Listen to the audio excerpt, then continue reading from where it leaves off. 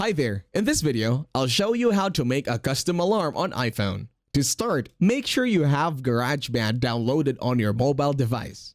Once there, click on plus.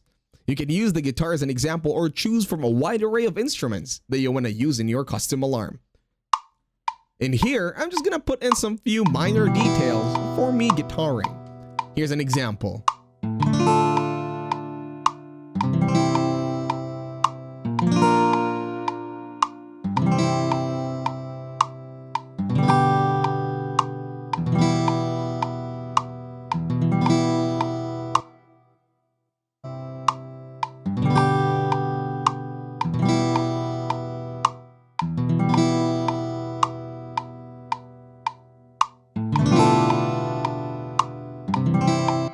Once you're done with the recording, close it.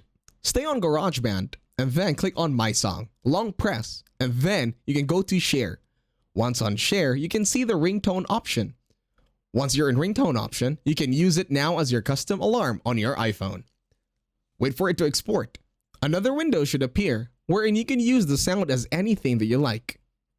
And that's it. Thank you for watching. Don't forget to leave a like, share, and subscribe.